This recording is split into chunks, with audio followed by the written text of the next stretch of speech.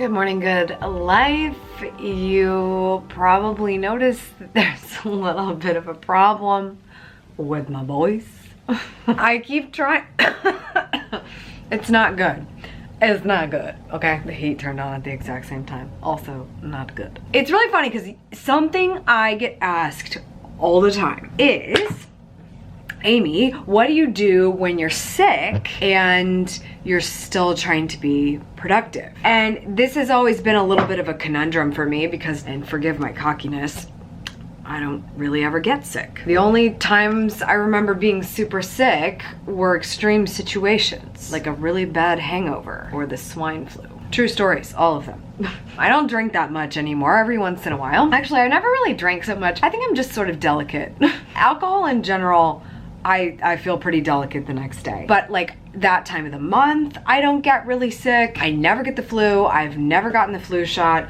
Hot topic, I know. The only time I did was when I was taking public transportation. There was a period of time where I decided to get rid of my car because I thought it was unnecessary. And so I did, and then I started taking the bus in the snow. It was fine in the summer, but the snow, man, that was not good. And then when the swine flu came along, I was like, oh man, I got really sick because of all of the, contact with other people. And that was pretty much it for my little adventure without a car. I went out and got one right away. But other than that, I really don't get sick. So I don't find myself in a situation where it's like, oh no, I can't move and do the things I want to do. Like every once in a while I'll procrastinate, which means I might lay around a little bit, but not super often. So I thought, since I'm so inconveniently ill at the moment, I probably don't sound like it other than my voice a little bit, but I guess I'll fill you in on that. I just figured I would tell you what I do in these situations. How did this happen? You're probably wondering, Amy, you're so sure you never get sick. How did this happen? Well, I can tell you exactly how this happened. I know exactly how this happened. This is why I don't ever get sick, because I know exactly what takes me out. At the beginning of the year, crushing my goals, okay? And then there's always a plot twist, right? And then we went to England, which you've seen in a former vlog. And at the time of filming this, it's pretty soon after that trip. At the end of, I'm trying to hold this and not get tired. At the end of the trip, I started to get a cough, which you can probably tell I still have. And fortunately, it wasn't too bad. I hate being the cougher on the plane.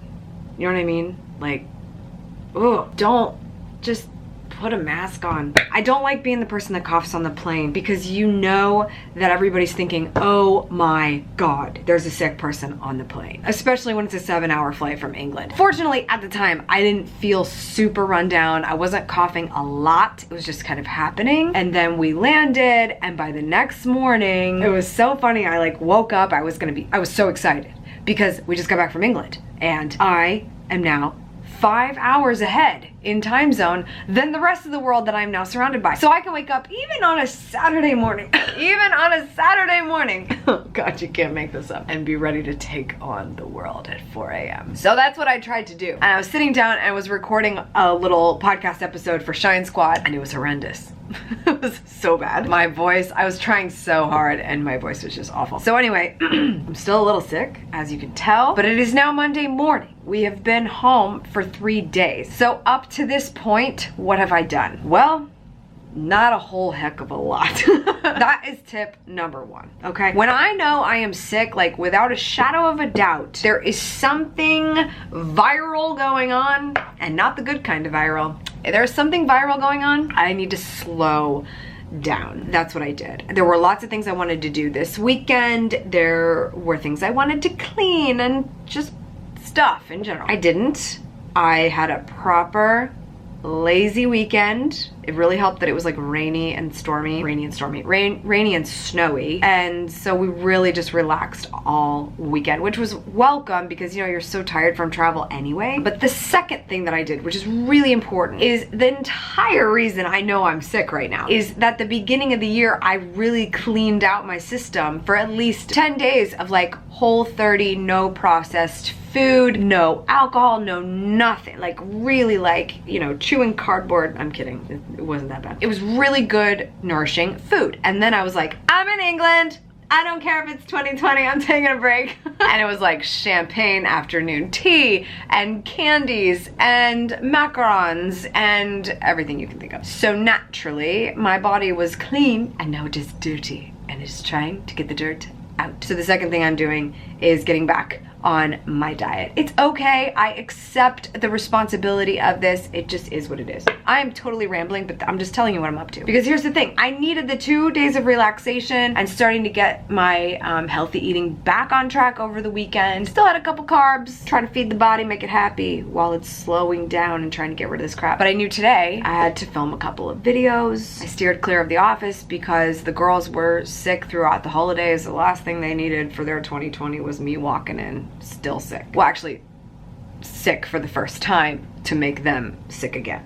We didn't need that. So that's what I'm doing today. But also what I probably should do starting now is stop talking, because tomorrow I very inconveniently and so excitingly have an interview in a proper recording studio for a company called Noble Audio. It's basically audio trainings, and I'm very excited because I'm getting interviewed by somebody who I didn't think knew who I was. But for whatever reason, this company found out about me because of her, and so maybe they just know. I don't know. I honestly have no idea. But Celeste Headley is going to be interviewing me on this thing, and I saw her on like a morning show. I think I saw her on Good Morning America or something, and I was like, ooh. And I saw she had a huge TED Talk, and I saw this book, We Need to Talk, How to Have Conversations That Matter. I don't know if I just tweeted about her or something. I just find it very serendipitous that I'm being interviewed by her. I've never been introduced to her. But anyway, it doesn't help that my voice is gone.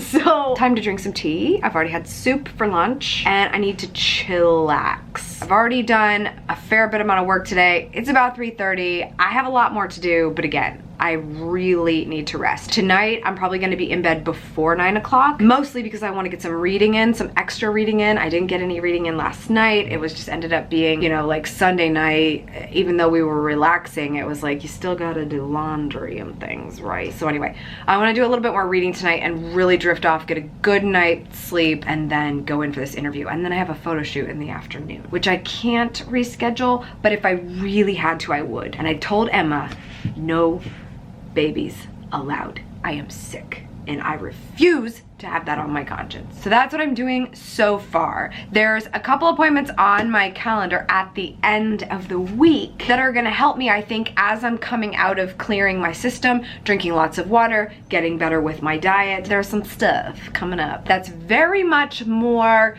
self-care that hopefully will seriously set me straight so that next week I am 100%. I think all things should go well. I think I'm gonna be at about an 80% level the rest of the week, just because my voice is gone, which is really inconvenient when you work in media, but you get what I'm saying. As it pertains to workouts, I'm still doing my workout every day thing, but I'm really at a delicate state with the wheezing situation. So today is just a 20-minute walk, and then if I am up for it, I'm gonna do a cardio workout tomorrow, because over the weekend I did nothing, which is why I shoot for working out every day, because sometimes life happens and you have to do nothing. See what I'm saying? So that's so far how I've been getting myself back. This morning was a lot easier than the last 2 mornings. Thank goodness I was sick over the weekend. I know most people are like, what? I would rather call in sick.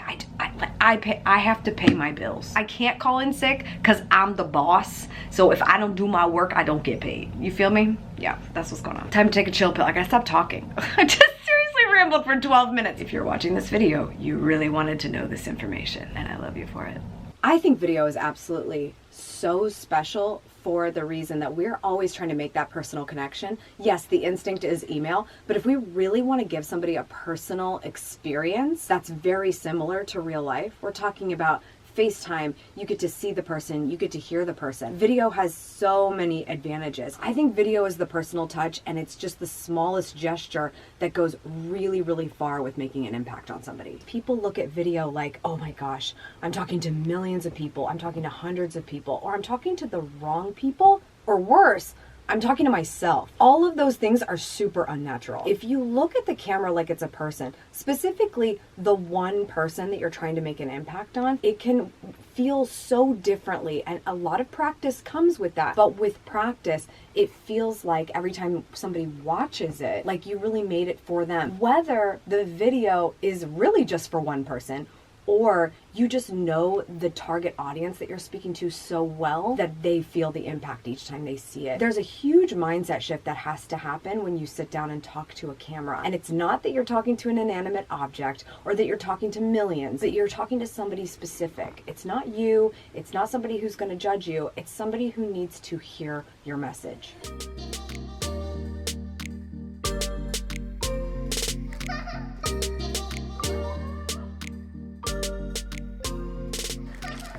I don't know how to tell people how to talk on a vlog. Like, you're just talking to somebody. You're just talking to somebody. It's just like if you call somebody on the phone. Like, this is how I talk on the phone.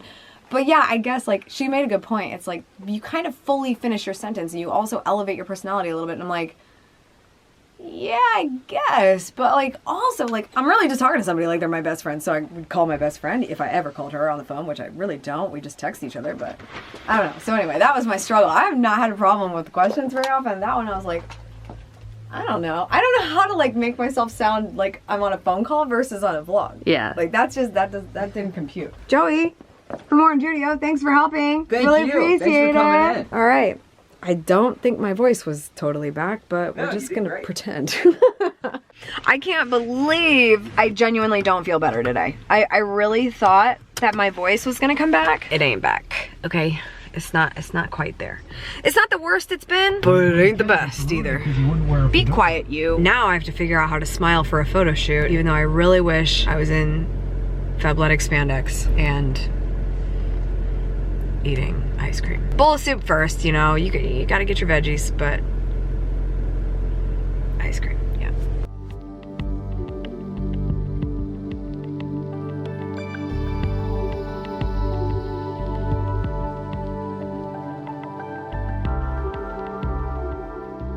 I don't know if you can still tell. Do you see the lines?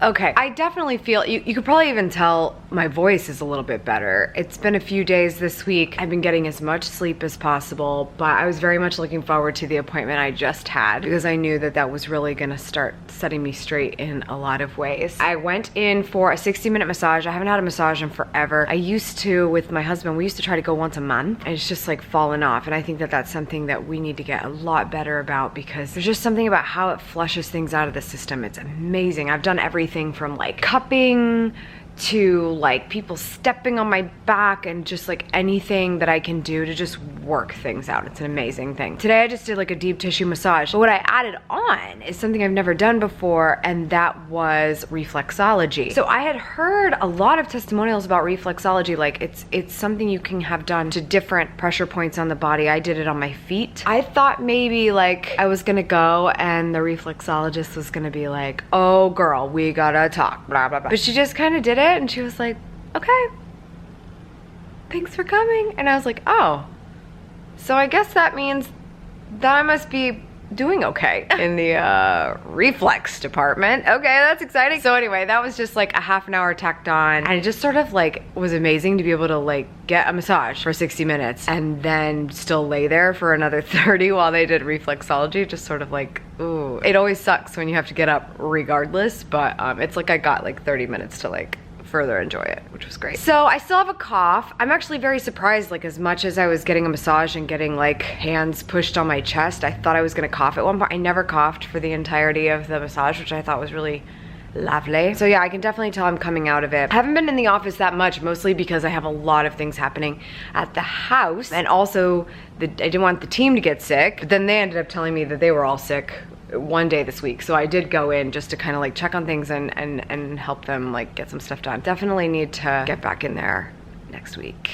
Full steam ahead. To me, I think the most important thing when you're sick is just to recognize the state at which you are. I was really lucky. I felt like I was trying to push myself a little bit, but also noticing anything at any time where I should relax. But I think because I took an immediate load off as soon as I started feeling sick and really did an entire weekend of almost nothing, I think that's why I had a pretty productive week this week. So I don't know what the case is for you. I don't get sick very often. So for me, like, again, I feel like I got lucky on this one. Who knows? Something could always happen. It was tough in the studio earlier this week for that interview because I was like definitely feeling like the pressure's on when you're interviewing and your throat could croak at any point. But that still went okay too, and I think it's just because I take care of myself overall. I get a lot of good sleep, I drink a lot of water, I move my body, I do all the things that are annoying and people tell you should do so that I can keep doing the things I love to do. So I hope this gave you some insight as to what it's like to be me and still try to be productive even when I am sick. It has a lot to do with just respect of the moment and the season that you're in, and if you're in a season of sickness, then you need to let it ride and just not push too hard. I have a very fortunate lifestyle that I've built for myself where if I have to not go to the office for a little while, that's okay, but I still have to get things done. So I totally know what it's like to still have to push through. I think that's where I'm gonna leave it. I have something else I'm filming that I need to wrap up, and so that's all for today. Thank you so much for tuning in. I appreciate it as always. Make sure you subscribe for good vibes, kiss the ones you love,